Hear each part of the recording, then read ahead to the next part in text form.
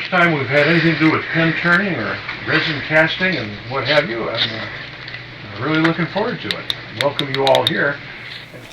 I'd like to now turn our attention to today's program. Kelly Lamont from Center Barnstead, New Hampshire, is a member of our group. I guess I'm here to explain different resins, their purposes, how to use them, mix them. Some need pressure pots, some don't. Some resins are just for stabilizing wood, like this punky piece that he had out earlier. I think it's on that table he was talking about earlier. This guy, use this for an example. And I got one right there. So you can see all the tear out, and it's really punky.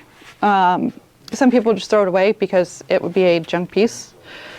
Throw it in some cactus juice or Shed Life SOS 3.0, which is what this stuff is. Put it in a pressure pot and let it go until the bubbles stop. So it could be anywhere between 6 hours, depending on the size of the piece, all the way to 48 hours. So you just leave the vacuum pump running. You're not going to hurt the vacuum pump. Okay, so this here is the 5-gallon vacuum chamber. Basically, you've got your gauge, inlet, outlet. You can either put the sauce right into the pot, as long as you don't hit your, as long as it's not going to boil over towards your inlet, not over here. And it's got a glass top, so you can see right into it. However, a lot of people do get this part wrong. When you're doing a vacuum pot, don't get the pot, or don't get the lid with the valves on top, because then that's usually acrylic, and that ends up spider cracking. For some reason, it reacts to the resin. Doesn't matter if it's cactus juice, SOS, it'll end up spider cracking, and you can't see in there.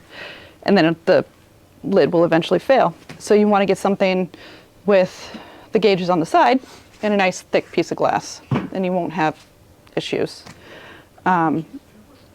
We can run this if you wanted to. Basically, it runs down to a dirty old, this is a secondhand vacuum pump I actually won at an auction last year. I've yet to clean it. So it's basically just run this. It's just a one-stage. Make sure there's oil in it. Make sure you do oil changes though. After I do an oil change probably once a month on my vacuum pumps, and that's if I'm running them hard. You can usually see the oil start to change colors or get low, so you want to change your oil. I get this off BAC Engineering. It's probably this super cheap company. This whole set, I think, with the pot, I think it was only $200, if that, for the whole setup with the pipes or the tubing. But realistically, you could probably go to like a hardware automobile store and do a hydraulic line. I've been everywhere. No? Yeah, it's Okay, really well, you can use push-to-connect fitting. Yeah. Those at Lowe's and Home Depot. He's talking about the hose and the connecting it to this piece here, You can get vinyl hose. and just And barb it. You can do that too. No, push-connect. So basically, you have to have a clean cut, and it just pushes into the fitting. Oh, okay. So it's not Okay, gonna. there. Yeah. Super simple. So that's one way. And then for this, instead of doing a threaded here, you can do the quick connect, like on my bigger pressure pot. So the difference between a vacuum chamber and a pressure pot, this pulls all the moisture and all the air out of a piece. So this replaces basically all the air molecules inside your piece of wood with resin.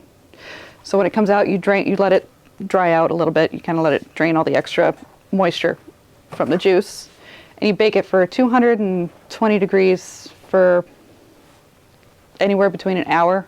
Again, it depends on the size. It's like 6 hours, 8 hours. It depends on how fast the steam dissipates. As long as the steam stops, with this stuff anyways, you're good to go. You don't wrap it, you leave it loose. Where cactus juice, you have to wrap the cactus juice to keep it all in there, and then that bakes a little bit longer. It's a little different process with the cactus juice. That's why I end up liking the Shed Life stuff, this stuff. Is that again available from BAC? Nope, this is from Shed Life. Shed Life? Yep, yep. I've used it on really punky green stuff, like really punky wood to the green wood. It basically cooks it and turns it into a rock. This piece I have not done yet, so it's super light. And when it's done with soaking in this basically, it'll be pretty dense and heavy. Like this piece, I should put in the vacuum chamber, but I'm going to do a resin with this today. I've got 3 other pieces just like this, so I'm going to just put the other ones in. Then the pressure pots are a little different. When you say putting it in an oven, does it matter if it's gas or electric? Is it flammable? No, not really. Not really. It's got a high tolerance. I mean, it's not. So it's not going to catch on fire if you use a gas? As long as you have a drip tray, like put it on a tray. Don't leave it on your rack, because the stuff will leak down and it will basically cure in like a crystallized form. It does, yes. And it has this lovely smell when you're cooking. Yeah. I mean, it does have a unique smell. And So you put the piece in the pot to soak it? yep, with the vacuum chamber, you can either put it straight in the pot as long as you don't go above, there's a little inlet in here, or you can put it in a bucket, which I have somewhere. Just a bucket, and you put it in there. Yep, you just let it drain out extra. You just put it on a rack, let it drip, and then when it's done dripping, you just take it, put it in the oven, let it cure, and then it's good to go. It'll be hard, and you can still resin cast on top of that. So basically, all you're doing is petrifying the piece of wood, turn it into rock so it doesn't expand and contrast. Air. These guys you want to put air into, puts pressure in, basically shrinks up the bubbles in resin. So there comes different sizes pressure pots. You can make them out of a paint pot. This is like the Harbor Freight paint pot that's been, here I'll lift it up, you can see. So basically, paint pot. Take out basically the guts. Thread lock your overpressure valve, because that leaks. Well, this one did. This is old too. This is kind of like a barn find. You add your fill check valve and you release check valve. I'm kind of lazy. I never use this one. I just pop it off this top. Pressure relief, set your pressure. Basically that's it. This does have a little bit of a bowl in the bottom, so you want to have a flat piece of wood for the diameter of the bottom. Because again, this was a paint pressure pot. As you can see, it's not the cleanest. And you will want to have like a gasket, like RTV gasket around there to help seal, because they don't really seal the best when you're putting pressure to it. But just a piece of, I don't know, this plywood. We just set it in there, and it usually lays flat. Yeah, this one is old, and the gasket inside, I couldn't find the replacement. They do have like a giant O-ring in there, but this one's been so old, I couldn't find the extra thing for it. So I just made my own, just to seal it. Because if you don't tighten down the 4 corners enough, I say 4 corners on a round thing, yeah, it will leak, especially if you don't level them out. It's just, my hands aren't the greatest, so if you're tightening it up, it kind of hurts. So I don't usually tighten them up enough. This guy is the California Tools, I believe. This is the one that's made for casting. So this came all set, all made up. It's got your air inlet, your pressure valve, overfill valve basically. And this was supposed to be your like air release. Never use it. I always just use the main valve. But again, it comes with like an O-ring gasket that doesn't always seal the best. I mean, unless you really like twist it on there, it will seal. I just haven't gone. It's fine. I leave the pressure pot or the the air on it. You just set your valve to say 65 psi and it'll be fine. Because it's such a slow leak, it's not going to make a difference. Because realistically, you want to get it in there in the first. You got a 12-minute work time on the stuff I use, and you really want to get it in there before it starts to cure. And as long as it's in there before it starts to cure, just to get the pressure on there to bring the bubbles up and to shrink them, you're fine. Kelly, what pressure do you normally run that at? 65, 70. You can do 40. A lot of people do 40 to 50. I usually just crank it up because I'm mixing between 12 and 14 different colors at the same time. So I'm pushing that resin to, it's like that 12.5-minute work time right at the end. So it's starting to cure, so I want to have more pressure in there to, help bring those bubbles out. But then again, if it doesn't get them all out, it's not the end of the world. There's a way to fix it. There's always a way to fix it. So this, you've got 1-to-1, and then you have 2-to-1. You've got different types of resin. You've got like Total Boat, Super Clear, Designer Epoxy. I tend to use a lot of Lumelite, although I think I might start going with Designer Epoxy. For some reason, they aren't as moisture sensitive as Lumelite, so I'm going to start trying them out. A little bit more expensive. I mean, for this set, I was just at Woodcraft. I think it was 100 or 200 and either 250 for the gallons now. And when I was buying this was at 175 for a set, and then so it's gone up a lot. And this stuff is more like a deep pour. This magic resin, I don't use it a ton, but this is for bigger casting. This is 2-to-1. Where's the shelf life situation? This stuff is about a year old. This is about 2.5. I mean, this should get done soon. That's why I brought it over, so we can cast it. It turns a little bit yellow, but I mix colors in it, so it doesn't really bother me. Unless you want like crystal clear, like just a smooth, like glass like finish on your resin, then you'll want to have like fresh resin. You sometimes do layer castings where you would embed something and... Yep, you can do that. Yeah. That's what you can do, the magic resin, and then I ended up leaving one of the other resins I had at home. That's like a smaller, kind of like a... They used to do like jewelry with it. So they'd layer it, put something in it, then put another little piece in there, and then let it get tacky, then pour another one.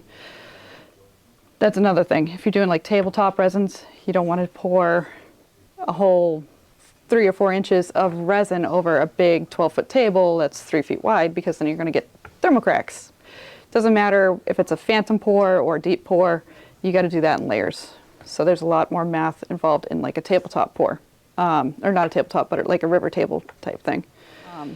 This does not need a pressure pot. So it's also a lot more thin.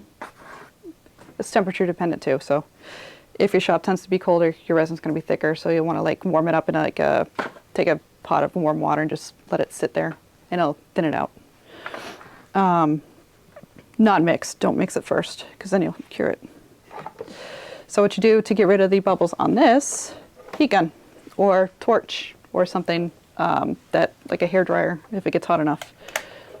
You just blow it right over it and you're good. You can use this on resin finishes as well, like if you're doing a top coat.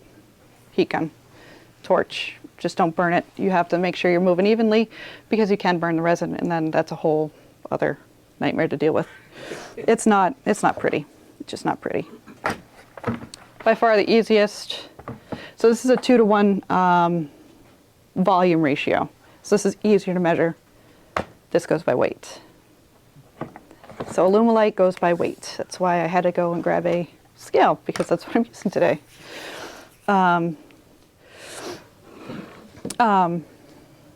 So the Lumelite, same thing. It's my favorite one to work with. It's just easier to mix, and you've got a longer, well, it's not longer, about the same. This stuff takes a while to tack up, but this stuff is just easier to deal with, especially when mixing multiple batches.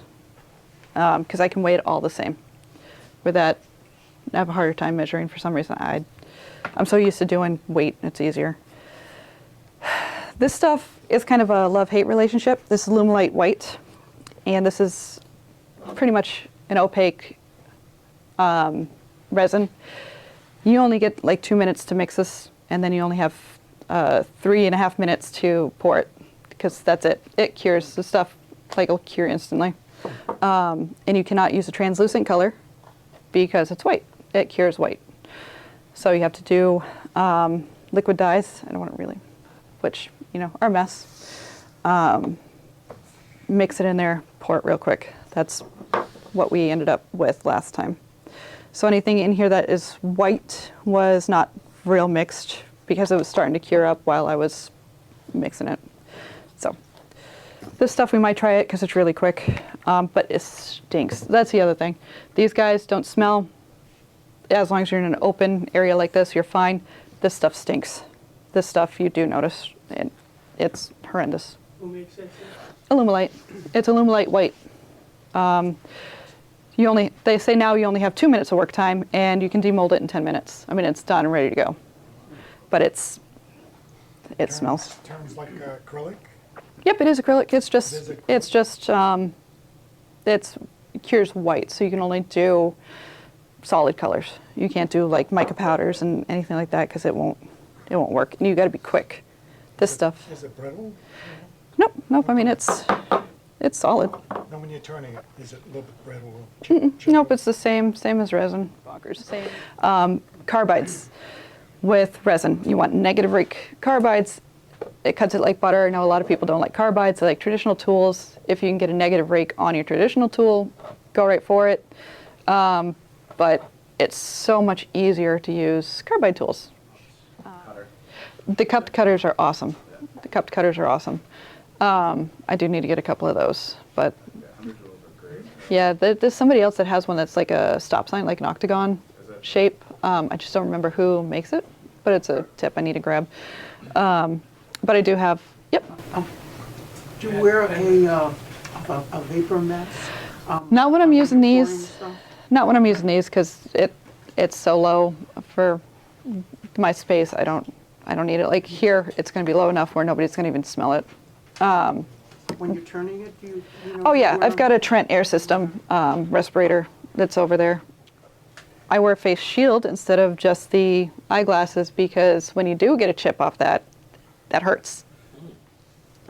Let's see. So the next one is fairly new. This is UV resin.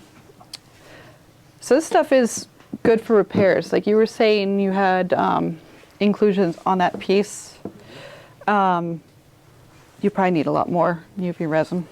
But this stuff I was cures thinking quick. in terms of smaller pieces with less problems. That piece there is going to be almost like a river. Yeah, that's table. gonna be a That goes need. clear through. Yeah, you could use like the matte, like anything really. That's just a crack. I'd probably just turn that one away. Here's some small holes that might be. Yeah, that crack goes all the way through. So you couldn't turn that one down unless you cut out that. But yeah, for this, if you wanted to, you can either CA glue that. I mean, I would either CA glue that, or I could take UV resin, make a dam with either tape, or you could do, well, let's see, you got a better entrance on this side. So I'd take either tape, or you can heat up some glue, take a piece of plastic, like I save all these little baggies, if, they ever open. I save all these little plastic bags because you get them with the pens and there's like 50 million of them in one kit. And you just hot glue that right there. Okay. And then you can either lay it on its side while it's glued. I kind of make it at an angle. I've had trouble trying to tape and fill the cracks with tape. Yeah, sometimes it works, sometimes it doesn't. Is there a particular tape that works better than others? Tuck tape, it's called tuck. It isn't just masking tape.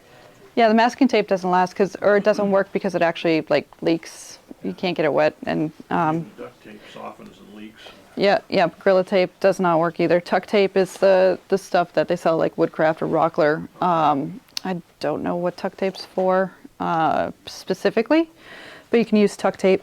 How about the metal tape you use for ducts? Some people use that for like their bigger molds, Okay. to seal in bigger molds, but I don't use that. A lot of people use silicone as well around bigger molds. Something that's why I use the glue, because you can make a dam and it's not going to go through the glue. But with your small stuff, just going some stuff like this, wormholes. Yep, for the wormholes, again, like this side, I would probably tape, or you could take and glue this flat, like flush onto it. Then I take and fill it. Clean out the holes as best you can, because you don't want all that extra stuff in there, because it'll just pop out. And then you literally just take and fill it and let it kind of sit at an angle. And it's thin enough that it'll run through. Yep, I mean, we can do one if you want. Can you mix mica powder with the Yep. resin stuff? Yep. Yep, with the UV stuff, you can mix micas, you can mix the liquid stuff, but you do need your UV light.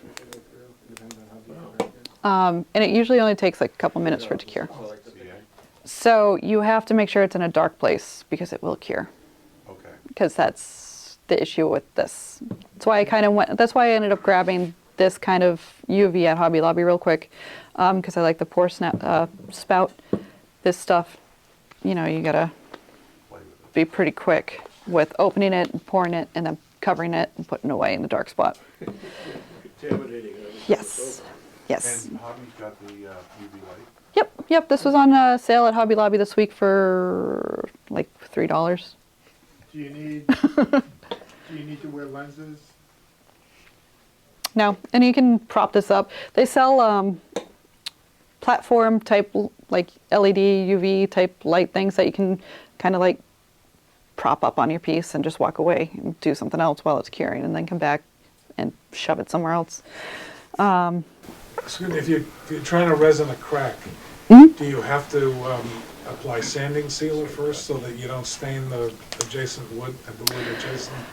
No, because when you're applying this stuff, it's before you finish, unless you're doing like an inlay, and then you want to do a finish, like one coat of finish, because it will, when you're doing the material like that, it has the potential to stain it or seep into the rest of the wood and the rest of your piece. Putting it in before you final turn and sand. Yep. The Yep. UV resin's curing so quick too, it's not going to really give it time to seep in. CA2, if you're using a CA glue, before you finish it, is the best time to put the CA, because it will stain, like make a mess and stain. But when you're doing like an inlay, you want to do a finish coat, at least one. I use Waterlock, so I do a coat of Waterlocks, and then I'll cut my seam for the inlay, and then I'll do whatever. I'm either using resin or CA, ton of CA, so much CA. And that way, if it leaks over, goes over, you can just kind of like go over, sand it off, and then refinish it. It's just to protect the wood from getting stained or changed. The stabilizing resin, you can use dyes with.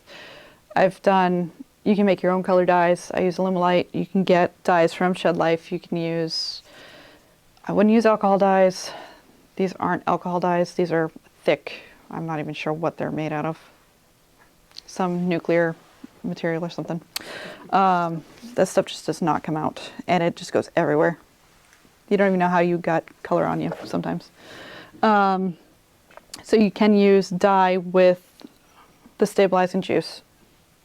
Cactus Juice also sells their own dyes. They might even sell pre-mixed dye stabilizing liquid. Do you do anything with pentacryl and polycryl? I have not. I wanted to because of the green wood, but I haven't done anything since this stuff does everything I need it for. Yeah, I've had very good luck with the pentacryl stopping cookies from cracking. Yeah, yep. Do you just let it soak in it, or do you do a vacuum? Usually I just brush it on until it quits soaking in, turn it over, do the other side, stick it in the paper bag for a while. I don't think it would dye on it. Polycryl is intended more for already dried wood for stabilizing. Yeah, yeah. One's for green, one's for basically dried out. Yep. We really don't like to do a lot of stabilizing or resin casting with the bark on because the barks can separate and can go flying. It's not stable enough for a lot of the resin casting. I haven't done a ton of stabilizing with the live edge stuff yet, so I can't really say if it'll stop it from coming apart because I know bark is pretty brittle, especially once dried.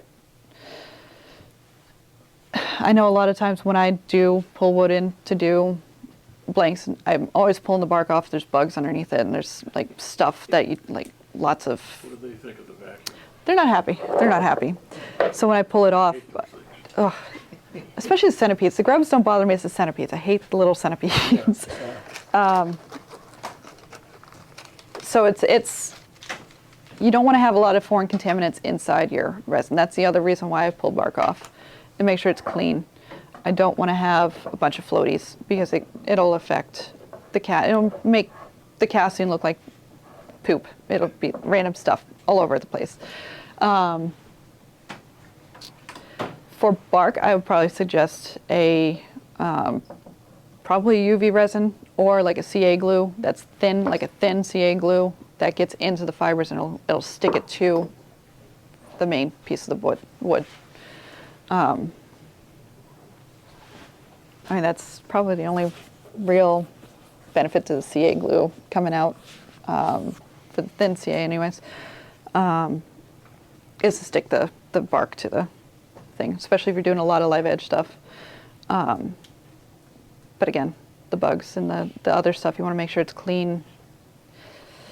And a lot of times if you're trying to air it out, it'll blow the bark right off. So it's kind of dealer's choice on that one. If you want to try to save the bark, pull the bark. But usually don't want to have the bark in with your casting because it makes a mess. It doesn't stay on and it has a chance to fly off because it'll separate. The bark will actually separate from the wood, especially if it's not, if it's dry and not green, because it'll just poof. And you want to have dry wood when you're casting. That's another thing, because you will get moisture because the resin does heat up. And then you get foamy bubbles, and that's a whole other, I don't think I have an example of that, but that's a whole other thing. Different molds. You've got your silicone, and then you've got your MDF, hard plastic. Different shapes, different kinds. You can make it out of MDF, no, not MDF, the, yep. And then you can do, what's that particle, not the particle board, Melmeline, yeah, Melmeline, that's it. Or core board, that plastic board. You can cut that stuff with an X-Acto knife and make you custom size molds or different shapes. You can use just about anything as long as it's not going to leak. My suggestion is something that you don't really care about, like a coffee can. I mean, something you're gonna get rid of, yeah. Yep, because you can just take a tin snips. If that thing gets stuck in there, you can tin snip it and pull it apart carefully because you're going to cut yourself. But mold release, definitely spray whatever you're using for mold with mold release. I use Stoner. There's different kinds. This stuff smells lovely. Basically, I just do it quick and done. That's it. But this stuff is pretty fun. I usually cure all my stuff after I'm done using it. After I pull everything off, I usually spray it again, but I don't think. You can do the wax too. A lot of people have started using wax. I think Sprague Wood Turning has used wax, has used the mold release. I use the mold release because it's less messy for me, because I'm obviously not the cleanest. So you can put more than one brick into your pot. Oh yeah, yep, as long as you have like stickers. That's what I forgot my stickers at home. Just put your pieces of wood. I usually have small, like 1/2 inch by 1/2 inch pieces that I stick between them here. But as long as you can get like kind of an airflow between the two, you're fine. Because again, you're working on the pressure. You don't want to have pieces just kind of on top of each other. It defeats the purpose because you're creating a seal. Ta-da! That's all you need, just a little. You got a red, piece of red, piece of blue, piece of green. When- Cut them. glue them together? Oh, CA. You can do that, CA.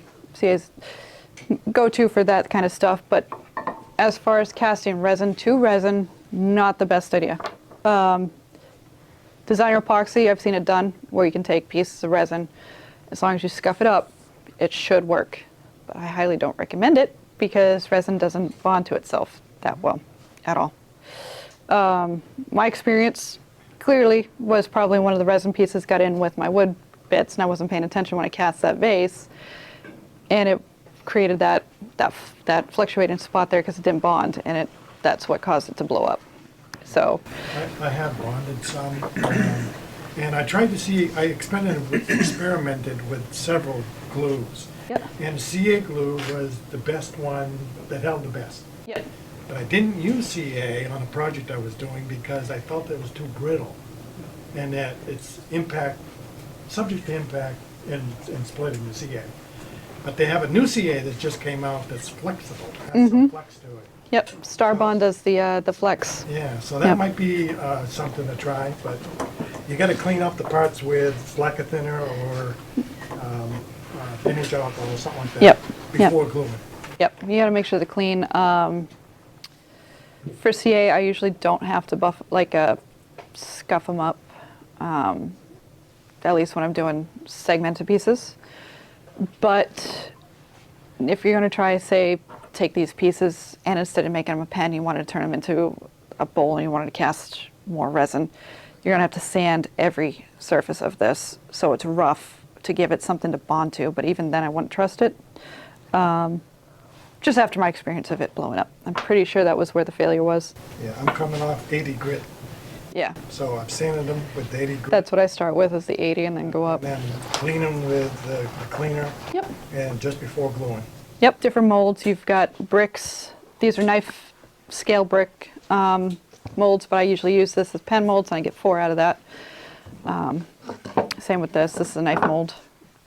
Single silicone mold or 4-piece. Also silicone. And then you have like ring molds. Now Rockler carries the ring molds. So you can cast ring blanks. All right. And eye candy pigments. I use a ton of these. I've got over 200 colors. So between eye candy pigments, Alumilite, and Designer. So these you can get from sample from eye candy pigments. And they're right out of Florida, Georgia, down south. But they've been fabulous. Let's see, these used to be at Woodcraft. I paid $10 a piece for these, and I still have them. I think Alumilite discontinued these for some reason. They just didn't sell as well as they were supposed to. So that's kind of a bummer, which is another reason why I went with eye candy pigments. They also have like a pigment paste. It's a dye paste, so you only need a little bit to go a long ways, kind of like this. This is what basically replaced it. Literally, you can take a toothpick and just dip it in there and put it in. That's enough color.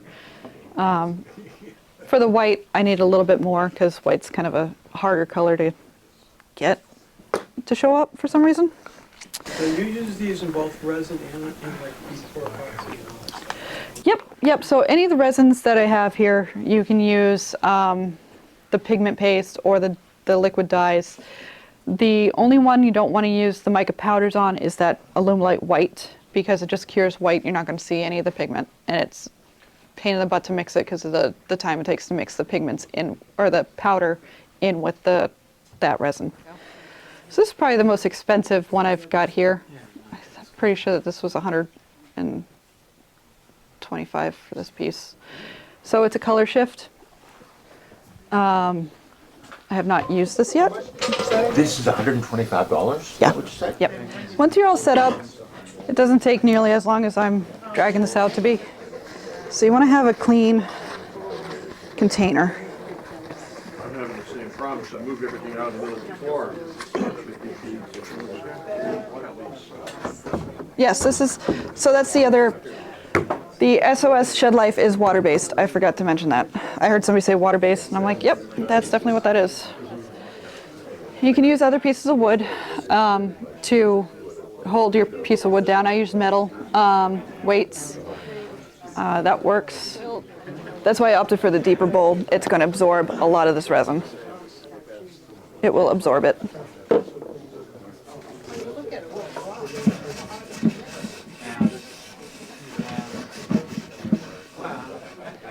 Thank you. No, I was just cleaning, making. Hey, Rick, Okay, so. there are some fitters that might not play with something like that. Yeah, no, because a lot of people might say, Finally cut that thing. By then, the ants and the white rot. And then Kelly was wondering what, That's going in our oven later? this is small enough it should fit in a toaster I oven. try to be sly about that. So Kelly, you can just pour that back in the container afterwards, right? Yep, yep. But you can see it already absorbing the resin. It's already going to work. Yeah, yep.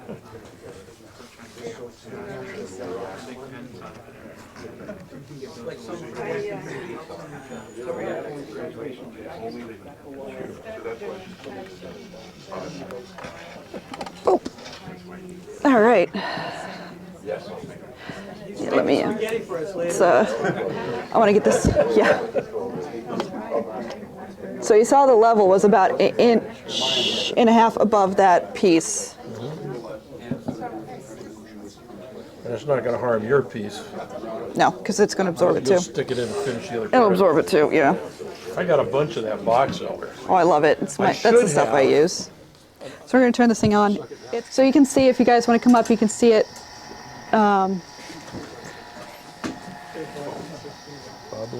Bubble away. So that's the other thing with this SOS stuff. It doesn't boil over as bad as cactus juice.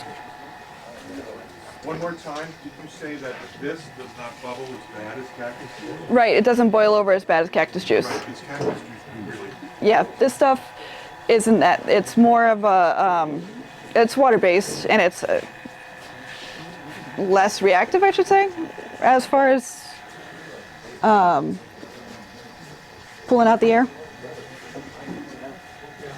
I thought you said this was cactus juice, not? Nope, nope, this is Shed Life SOS sauce. Oh, that's nothing. Wow. Yep. Yep. You get that from, Shed Life. oh, from Uh, So compared to cactus juice? this stuff, for 5 gallons, it cost me $340. Yeah, and the cactus juice is like $100 a gallon. Yeah. Yeah. So you don't want to have your vacuum pump might get warm. You don't want to have it next to your pressure pot because you don't want to activate the curing in here. You want to keep it liquid. this is a set, or did you just Yep. go and buy? Yep. This is not cookingware. Nope, nope. You can use cookingware. You can use cookingware. So it's on. Yep. Just make sure you put it on the side. Never put an acrylic top on because it'll spider web. The resin causes reaction with the acrylic. No heat, it's just pressure. Nope. This is all vacuum. This is all vacuum. All vacuum, no heat. Yep. No heat. Not Now, yet. do you still have to put it in the oven? Yes. You do. Yep. So we'll let that go. You can see it foaming up some more. Once we're done here, you'll see the resin drop from being absorbed into the wood. You'll see like a big drop in the volume. It replaces all the air. It goes all the way through. It penetrates all the pores. That's why you want to let it run, depending on the size of the piece, anywhere between a couple hours all the way to like 48 or a week. When I'm dyeing wood, it takes a lot longer for the dye to penetrate into all the pores of the wood, so I let that run for at least a week.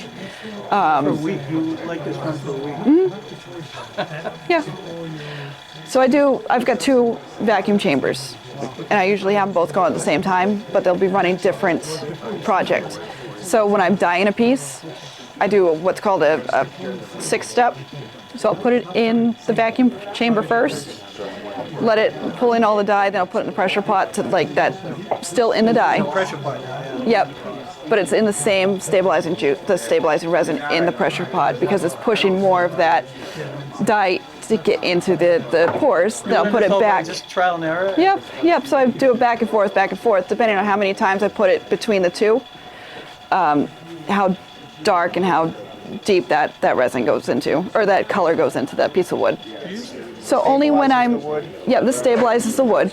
And then if I'm casting, say, that same piece, then it goes into the pressure pot. Okay. But that's because I'm using a different kind of resin. Yep, so that would create That'll create a block that you would then spin out. Yep. So the only time I use this same resin in a pressure pot is when I'm dyeing the wood.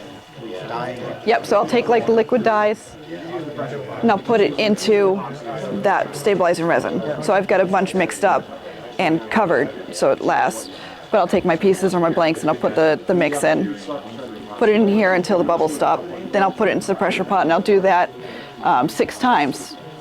Between 3 to 6 times. It depends on how deep or how much penetration I want of that color. But every time I put it back in here, it takes longer to pull in the color. So that's why it takes about a week when I'm dyeing. And how many bowls do you get out of that? Oh, I can use that. It's reusable. So depending on how punky it is, like this one's going to take a good portion of the resin. I can get anywhere between 25 to 100 bowls. I do a lot of pen blanks. I can get 500 pen blanks out of one jug just by reusing it, because I get a bucket, like my mixing bucket here, and I'll put as many pen blanks as I can fit in here. Put a weight on it and just throw it in there and just keep reusing it until it wears out or until it's actually gone. And then you let it drain out all the extra fluid, and then you put it in the oven. Put it on a tray first because it will drip. It's okay. We're going to make a dam up here real quick. It's okay.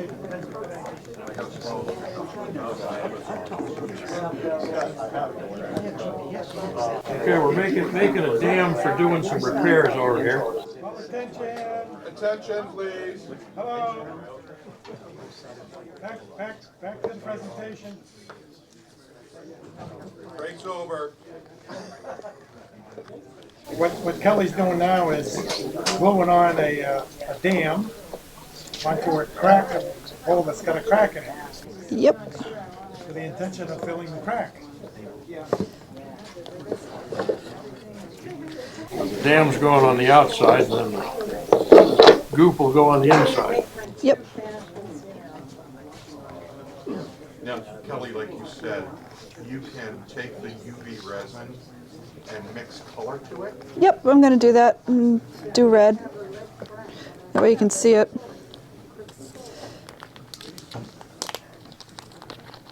Quit throwing those things away. That's why I keep them, because I can do all sorts of cool stuff with them. Are you not worried about the hot glue getting inside the crack? No, because it's on the outside. And if I see it coming in through the inside, I don't have it on the inside here. I do it on the outside of the whole thing. Yeah. Yep.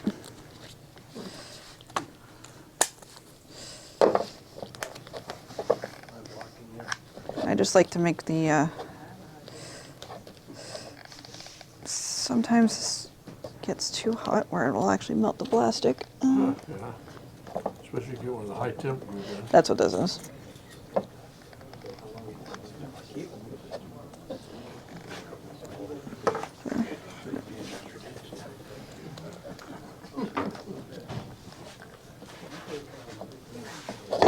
All right. That's good enough for now.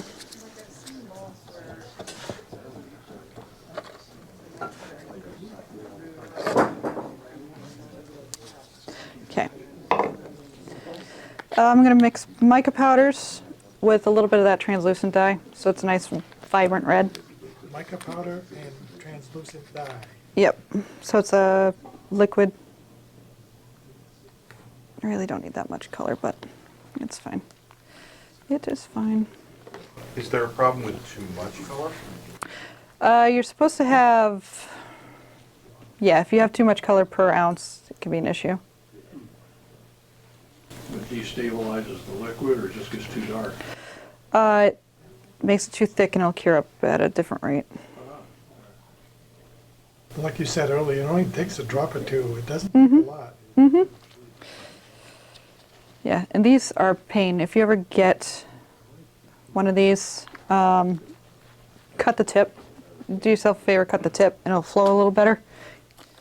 Otherwise, it's such a pain to squeeze.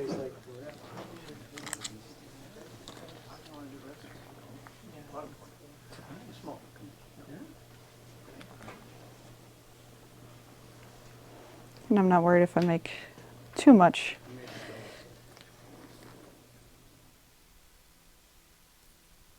I got this just for the demo.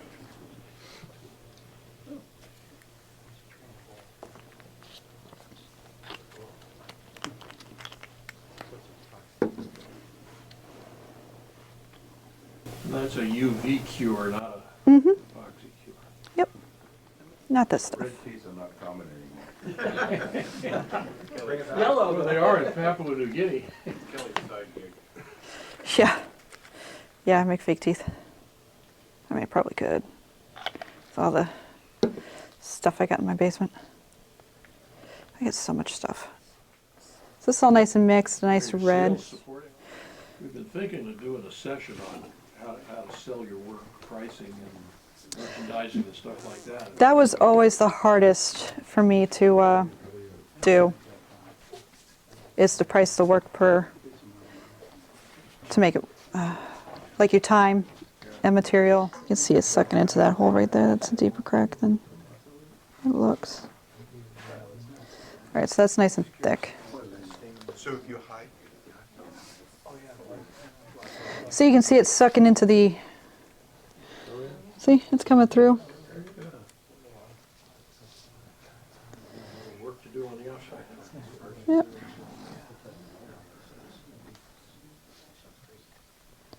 Oh yeah, this is like Got some toothpicks too. no, that works.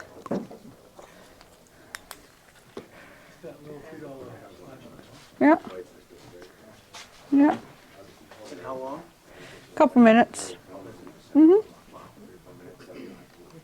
During COVID, there was only lines and stuff. Yeah, you see it starting to harden. I should probably move it away from the the liquid one.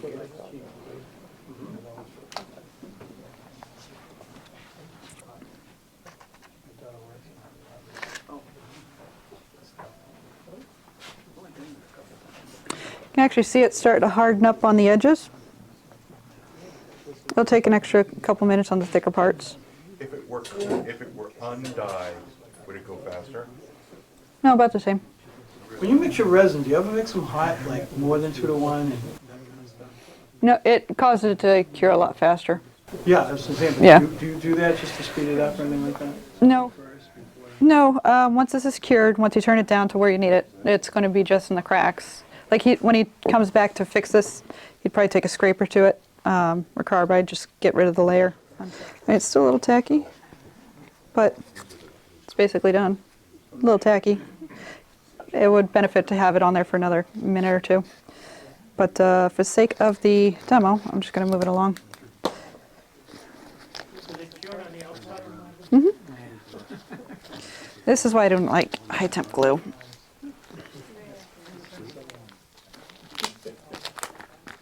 It shouldn't bother it. Shouldn't bother it. You said the outside is not cured? Yeah, the inside is tacky. Yeah, but the outside is still- outside is not. No. But And I'm you going had to the light put... on the outside, didn't you? Nope, on the inside. Just the Oh, inside. you didn't do the outside? Yep, no, I didn't did that on purpose. So we can show, because I wanted to get this side done first, so I can have a barrier, so I can flip it over like this.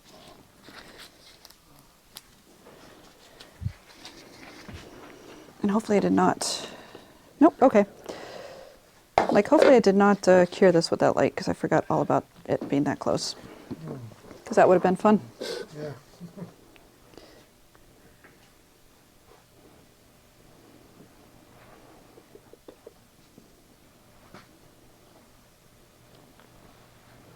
And it is a little thicker, so it doesn't flow as nice,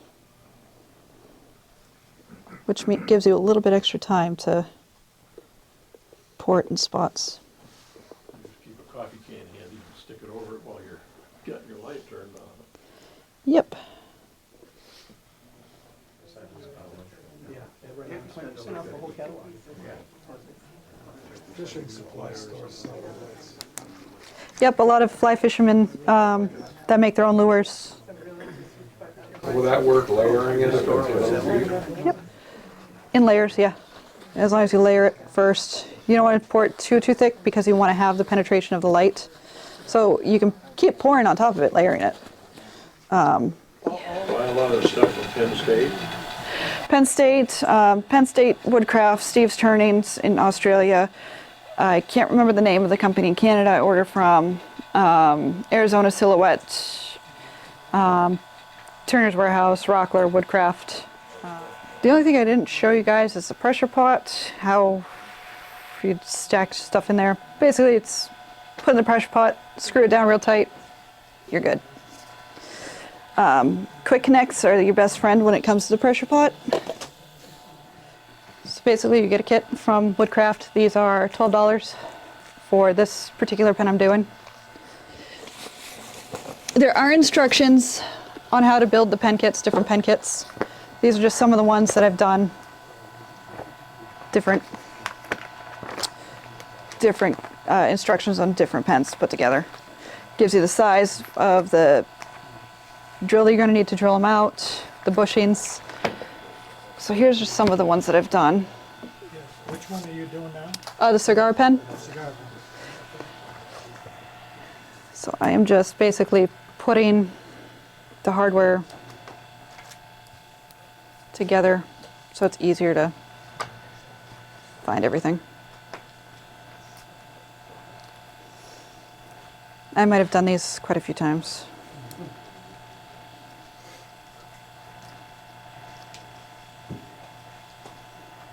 Do these come with the kits, or are they in the? Some do. Their websites? Yep, the websites for sure. Some kits do come with their instructions, some do not. Typically, you print them offline.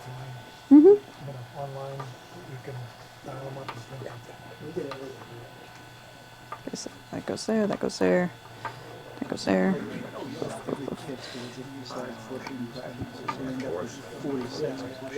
Some of the PSI pens actually use the same bushing, which is great.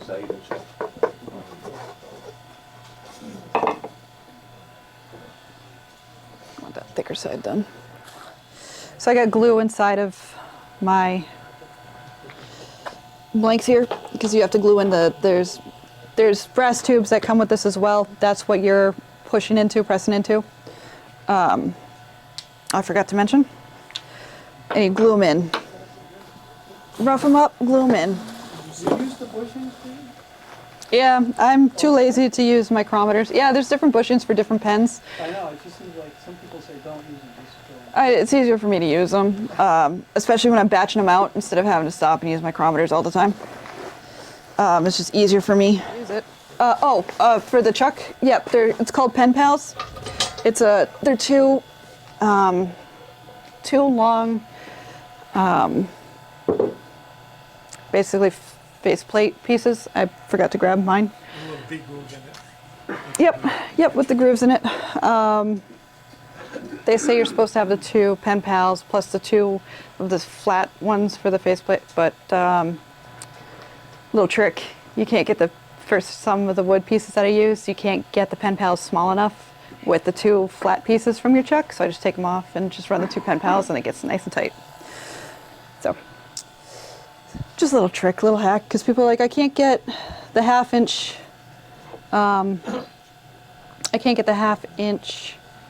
pen blanks to fit in my Pen Pals.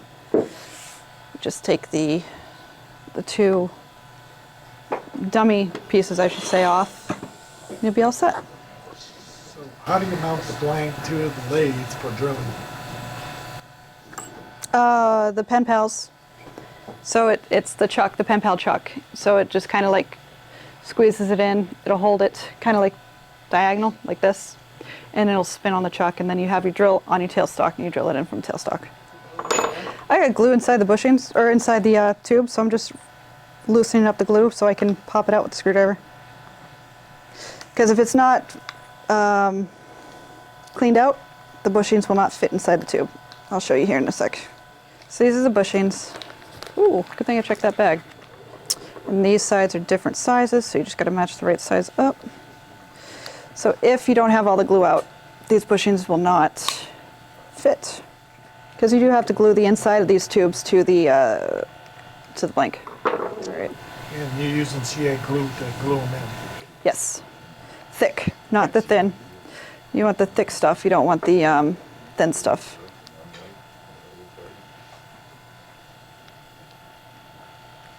All right, those are set.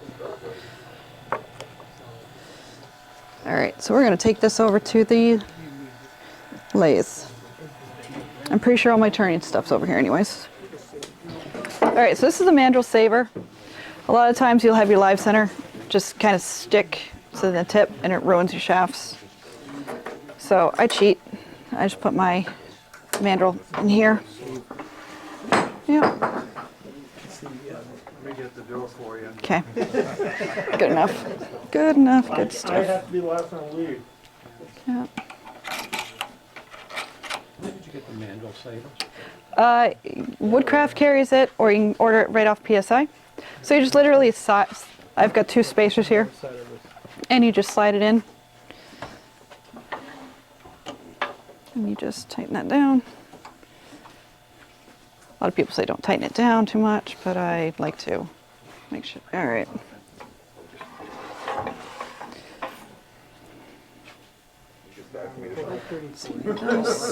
Well, who's gonna get first? I only have one.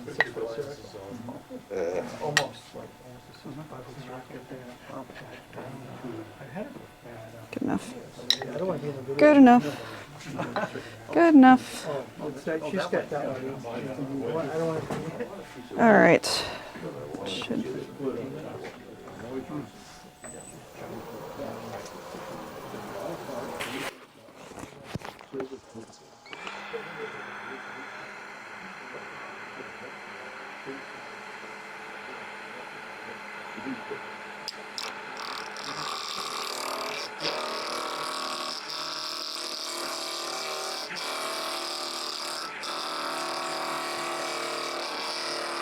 I'm just knocking down the corners with the square negative rake.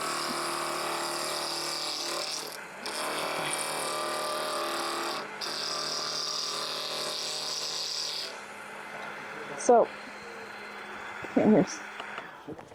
So when this is turning, you can actually see when you're on this side anyways, you can see the square, and you can see the height difference until it's round, and then everything will look level or even. So I'm using the negative rake square carbide.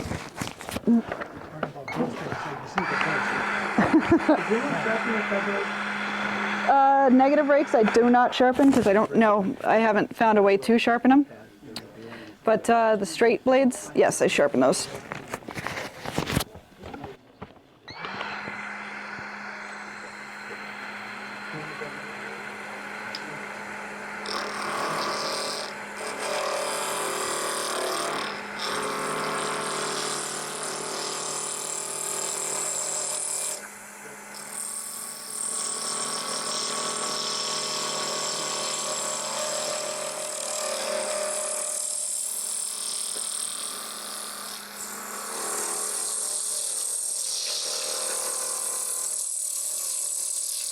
Not the prettiest sound.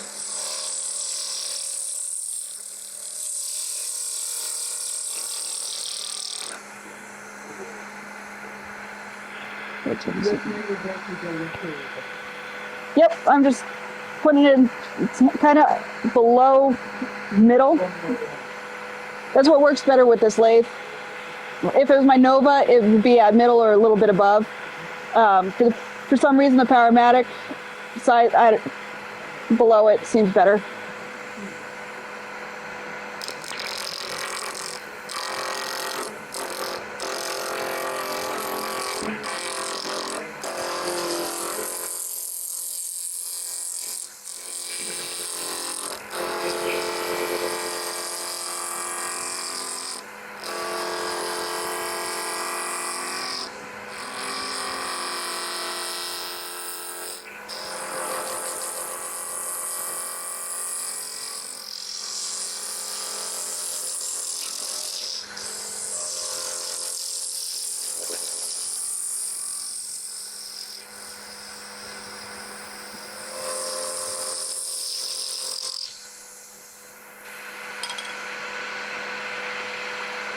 round negative right.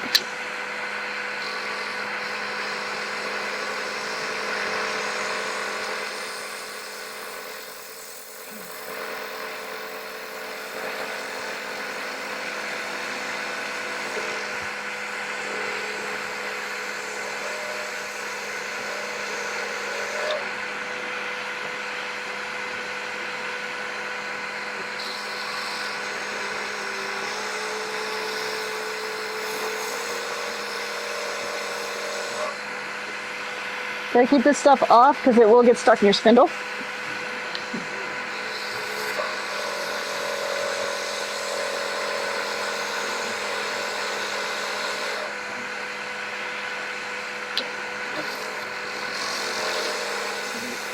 This is a lot higher than my lathe too, so I'm like up above. Normally I'm down here.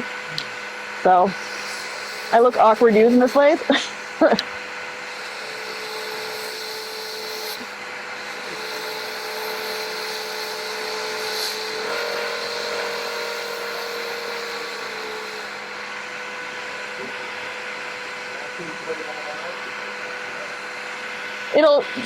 It'll get caught up around your bushings. So if you don't get it out while it's safe to get it out, it helps. It helps.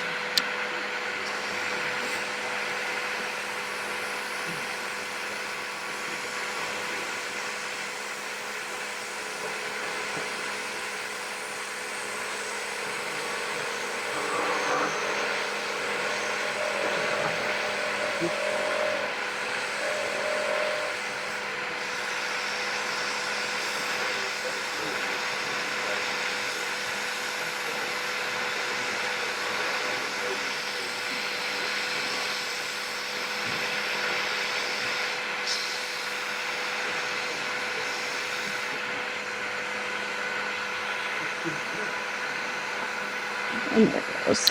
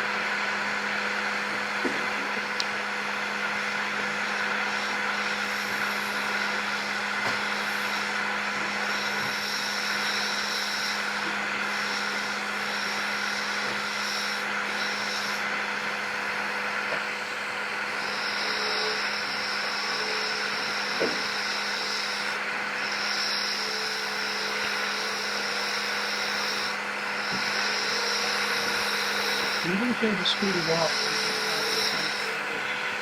Yeah, I usually go fast. I don't start low and go up. I just send it.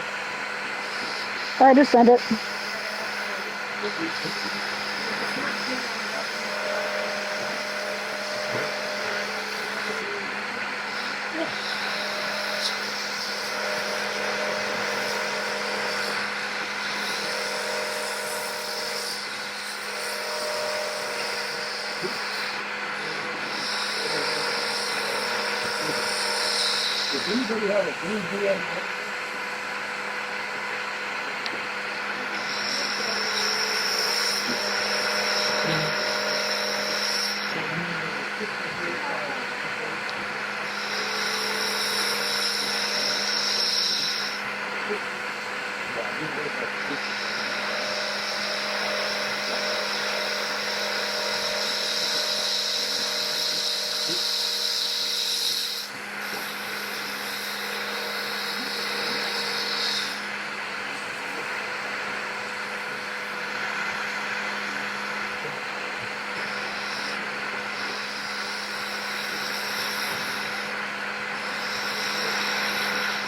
Now my bushings are a little worn, so I kind of keep it a little bit on the bigger side at the ends here. That's why it's not exactly flush with the bushing.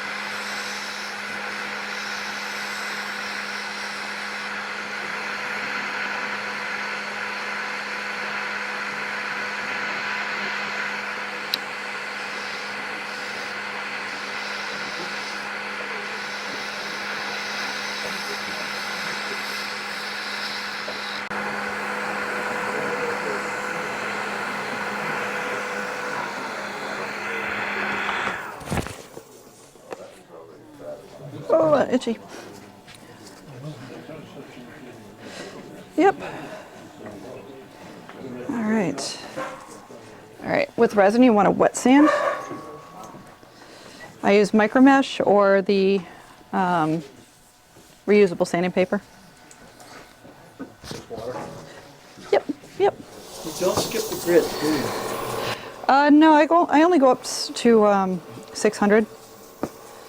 Tired of it? You keep 80. saying, you keep, don't skip the grid, and you wanna go from like 120 to... I mean, some people do. Some people do. I just don't. Some people only go up to 300 too. But when you're wet sanding, I find that you don't get a nice finish if you only go up to 300. You don't power sand it, no? Like off the drill? No, not when you're wet sanding.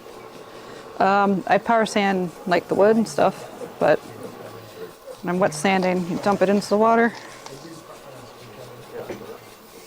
What grid are you starting at? 80. 80 grit. Yep. These are brand new, so I haven't folded them yet. So you just fold it, and then you just. I'm actually going to turn that up a little bit. A lot of people like to do slow sanding. Not me. I don't have time. I don't have time. And you'll see that slurry mix kind of getting up there. That means you're doing the right thing here.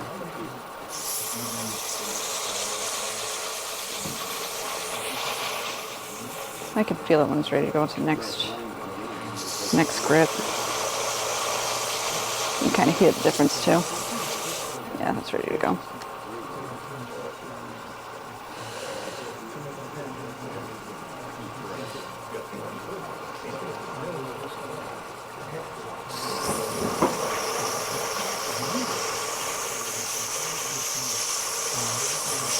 Once you get past the 80 grit, you can definitely tell, you can hear the difference between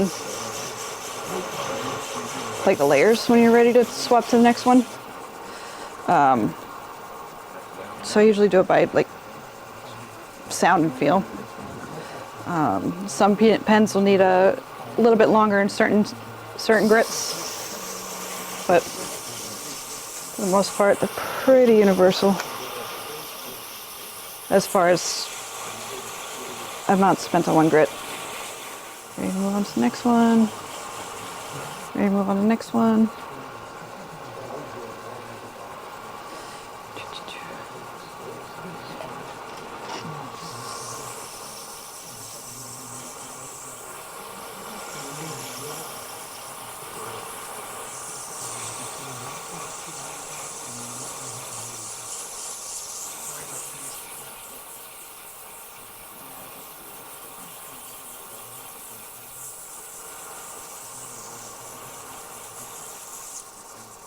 Next. Did those start out with the same epoxy blend on either side? Yep, this is one blank, one of those square mold pieces. But it was multicolored so that one was thicker than the other? Yep, I poured these at the same time. So I pour, this one has purple, gold, and black in it. And so I mix the three colors, and when I pour them, I will pour them separately. So I'll do like one, I'll do a pass of like the gold, and then I'll dump black on it.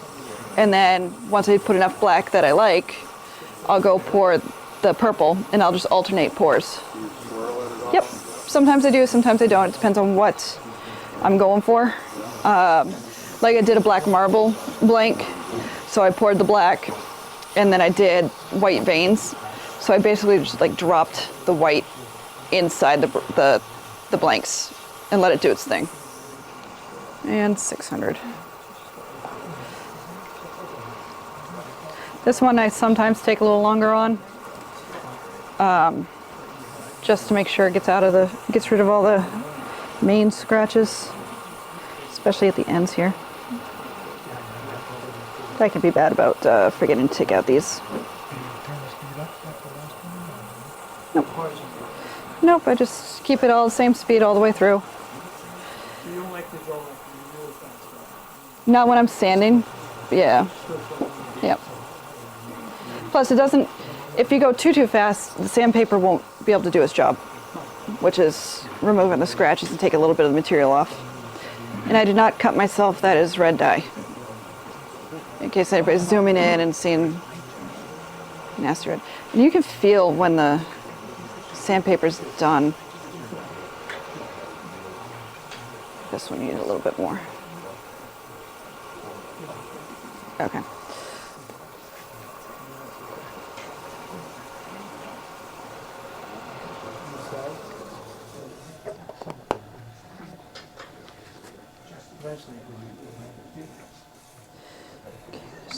Do you ever use plastic polish on Yep, that's exactly what we're using next. That's what I finish. I do a gloss plastic polish. I usually use plastics. All right, so I'm gonna do, it's kind of redundant, but I do it anyway. This is sanding wax, or yeah, sanding wax. So usually, they don't make this, or I can't get it here. It's Turner's, Woodturners sanding wax. Can't get this anymore, which is unfortunate. And I'm almost out, so I've started using Axe. And this stuff went a long way. I feel that the Axe doesn't go as long as the stuff goes for some reason.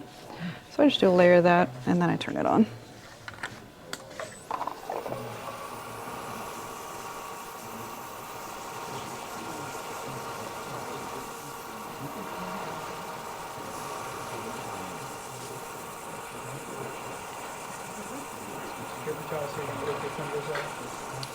It's a polish, it's like a sanding wax, so there's grit in it. So it's just easier to apply it through this way. Because once I can't feel the grit anymore, I just wipe it off. It'll do its job. It's doing what I want it to do. And then I just do a quick wipe. Okay. Polish or Yep, it's a ultra gloss plastic polish. Because you got held There water we go. and free water. It's the held water that you want to convince to come out. Yep, it's just any plastic polish can basically work for this. I always like put a layer on. Same with my friction polish. I'll put a layer on first and then I'll turn the lathe on. A little bit more on.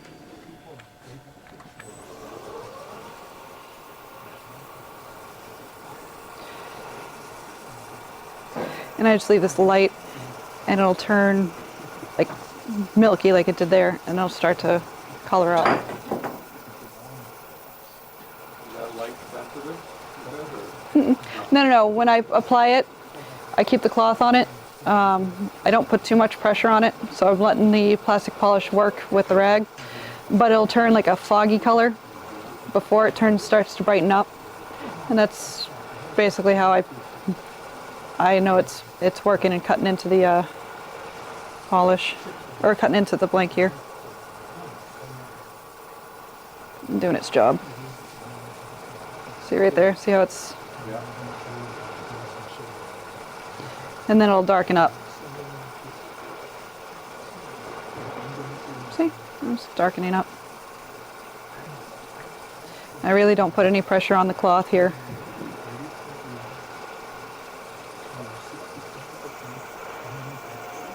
This side worked a lot better than the other one. And I'll just do a quick wipe. Quick wipe. There we go. All right. I fight with this thing every time I use it, so forewarned. Might not be friendly.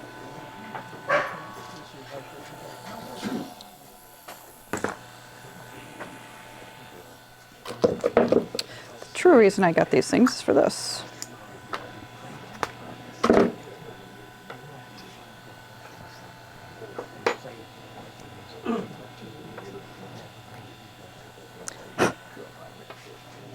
Cap. So if you're doing a brass tube, say the brass tube has to come out, you can do a solvent, like a solvent release, I guess I should say, or heat. Throw it in the toaster oven. Glue release. Yep. But heat works the best.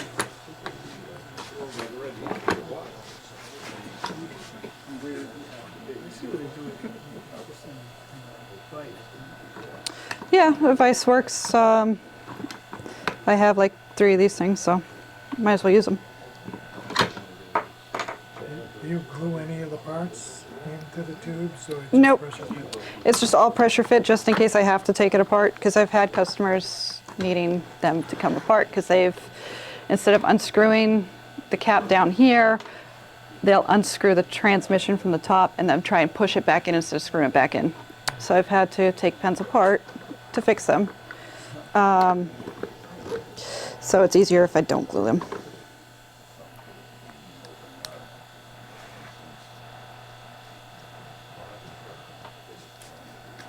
Is that a Penn State machine? This is a pen press. You can get it at Woodcraft, you can get it at PSI, just about anywhere.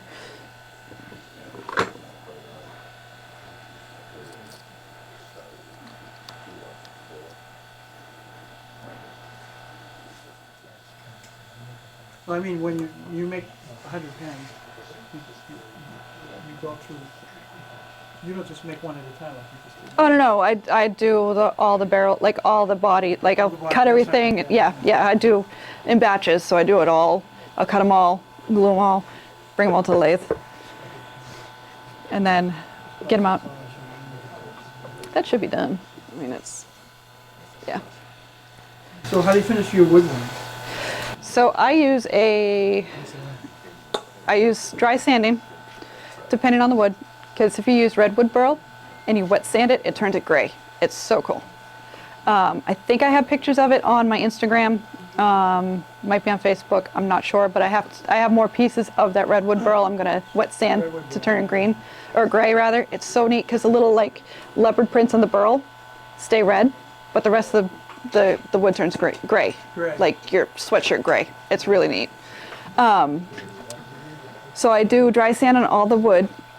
Hybrids, depending on the amount of wood, depending on the amount of wood, it's either going to be a dry sand or a wet sand. So say it was mostly resin with a little bit of wood, it'll be wet sanded. But if it's mostly wood with like a little section of resin, then I do the dry sand. Then I do the same grits all the way up to 600.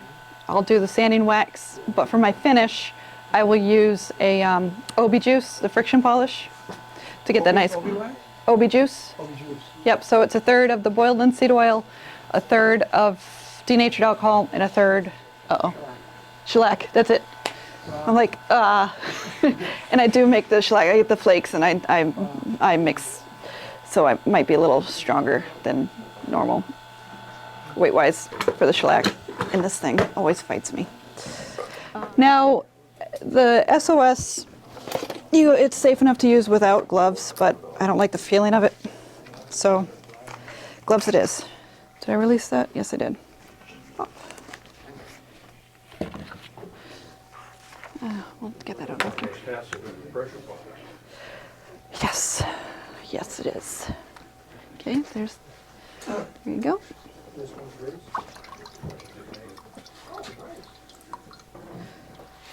This is already significantly Kelly, heavier. How much would you get for that pen? Sometimes I play with casting resin and stuff. Yep.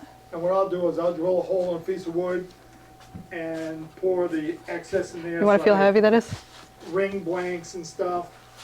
So, nothing goes to waste. This is really nice. And remember how full this was? Oh, you had $10 for your juice. So when we started, so it took about 1.25 inches, maybe 1.5 inches of resin for this. For That was an extreme case, because that was really punky piece. and half of it, it still went in this too. That's why I like stabilizing this stuff, because you just see how gorgeous. How soon? As soon as it's cured, out of the oven, right out of the That's right, oven. you gotta put it in the oven. Yep. So see how it's not dripping? Well, it's kind of, Can you microwave it? no, you have to bake it at 220 degrees. It's got to be at 220. Yep, as long as it's not dripping wet like this. He could technically put this on a tray or tin foil and just put it in the oven. 220. Wouldn't wait till it dried. That'll work. That's what I have. Can you microwave that? It has to be at 220. Microwave, probably not, just because of all the steam that's going to be coming out of it. It's going to gum up your... Can you do this with greenwood? You need to use you can. It wouldn't be as effective. It would take longer. It takes a lot less time when it's dry. But you can do it with the greenwood. That pentactyl, the Pentacryl, is better for greenwood, specifically. So this stuff in general, the reason you like to use it on dry wood versus green wood is because all the moisture in the green wood, you're adding more contaminants to your resin. So you can get around that by baking the green wood before you put it in this stuff. So you put it in the oven or put it in your toaster oven or a kiln and dry it for a little bit. Once you cure this, it basically turns into a piece of resin. It petrifies that wood. So that wood does not move. And then after you're done, you rough it out however you want it. And you can even leave it, gnarly looking, or you can cast this with resin, make a platter out of that with resin.